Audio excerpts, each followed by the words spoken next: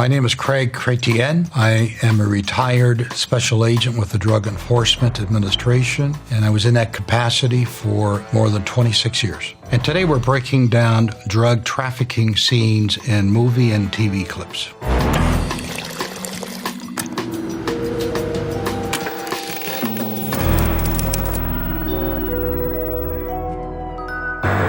This is a scene from the TV series, The Wire. He's getting into a black Ford excursion. Copy that. He's pulling out north on Collington.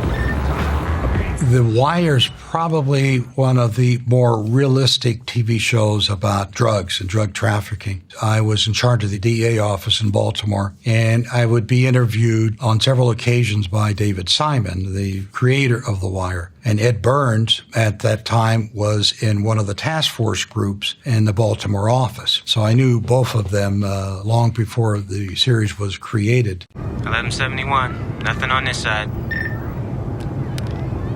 All right, hold your positions. I'll take a look.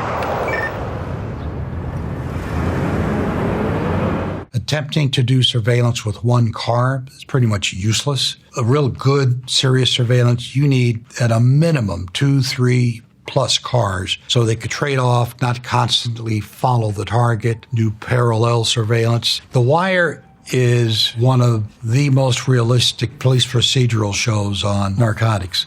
Some of the characters, I knew who they were portraying. Some were composite characters. Some of the portrayals I didn't agree with, but overall, I thought it was an excellent, excellent show.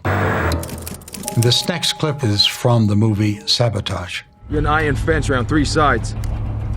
All right, what's the plan, boss? People Angel up the back. So rather than to have this discussion in a car while they're going to the target, there should be an operational planning briefing in a conference room, at Starbucks, wherever. Reach. Don't stop. Going left. Right. Got your back. Got a bathroom. Clear. All clear. The actual entry going through each room was very realistic. They were talking to each other. They would shout out clearly which room was cleared, where they were going, who was where. That was good. Indicate strongly they had a pretty good technical consultant on that part of it. I seriously doubt if the consultant would have said, oh yeah, shoot this guy in the back. That's a problem. Somebody's probably going to get indicted over that very poor police procedure. Should not have happened. One of my favorite characters was the female officer who seemed just a little too excited. Gunfight. Ah, damn. She does a taste test, like the old Kojak style. Liquid meth. Hell yeah. And for her to do that, very problematic. Just imagine if it was fentanyl. They'd probably be arranging her funeral services at that point. That type of police officer just shouldn't be on the job. This next scene is from the movie Blow. I'll fly down on a Friday, refuel in the Bahamas, and then on to Medellin. Do you have pictures of your kids? Why? I'll need to see them. I'll also need their names and the names of their schools. We are trusting you with millions of dollars worth of coke, Mr. Stevens. Without your children, there is no deal. Fine.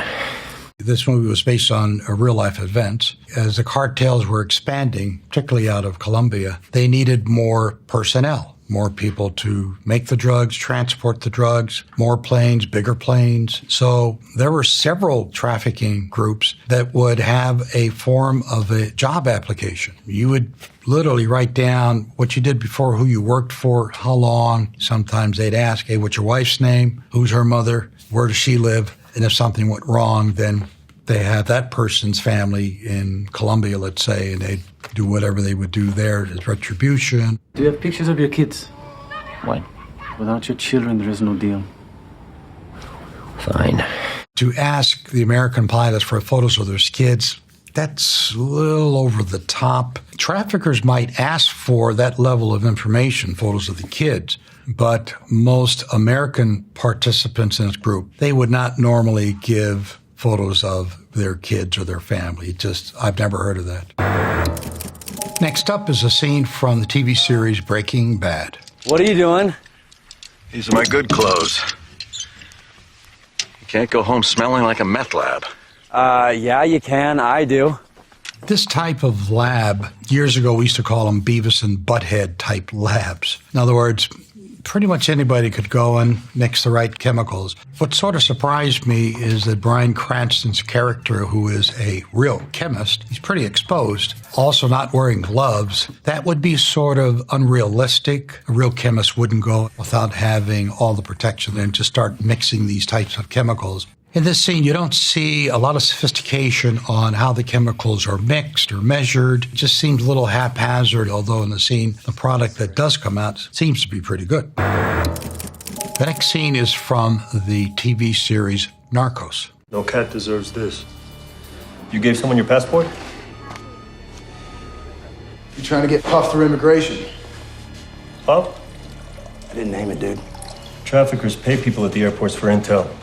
A gringo coming in from Miami raises suspicions. That's how you got made. I was involved, like a lot of other agents, in the actual investigation against Pablo. There are some scenes that actually happen. I mean, a lot of exaggeration and embellishment, especially on the two agents that were portrayed there. Don't let it rattle you, man. That's what they want. You probably got a price on your head, but no one's going to take the contract. You're safe. Because of Kiki. The Kiki Peña was referring to was Kiki Camarena, a DEA agent who went after the Guadalajara cartel in Mexico. Kiki's kidnapping, torture, and death was tragic. It hit, as any agent's death would, hit the DEA family pretty hard. And everybody in DEA pretty much stopped what they were doing. We put so much pressure on the Mexican authorities that we pretty much shut everything down for a while. They went after them so hard, every single narco in the world got the message that the DEA is off limits. There were many of us who knew Kiki, worked with him, knew of his work. He was a fine, outstanding agent. His death was just tragic. Do not tell Connie that story. I won't. But you shouldn't forget it either. Why? This cat is DEA. As far as that poor little cat getting killed, I was in charge of international operations for a couple of years. I just don't recall anybody losing their pets. This is a scene from the TV series Euphoria. This clip does a pretty good example of showing the sometimes confusion during dynamic entry. In other words, how fast the team goes into a room, who goes first, how you communicate. You want to get in and clear every room as soon as possible and then do whatever you were there to do. Having said that part, the actual technical part of the entry I thought was problematic. You don't shoot at a door or a wall not knowing what's behind it. Could have been a hostage situation, a lot of unknowns. Time is on their advantage. They could easily back up, look at other options, maybe call in a negotiator.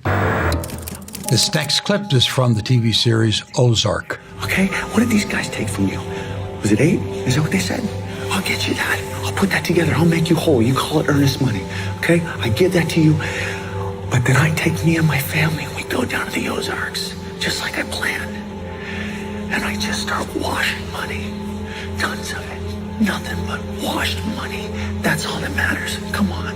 The character Marty had a pretty good proposal. He's not only trying to save his life, but he's proposing sort of a long game option to the trafficker. Earlier on, 70s, 80s, handling money was a problem. There was so much money that they had difficulties getting it from the United States back to Colombia or whatever country was the source country. At one point, before counting machines were in popular use, one smart money handler in the States decided to weigh a duffel bag of bills.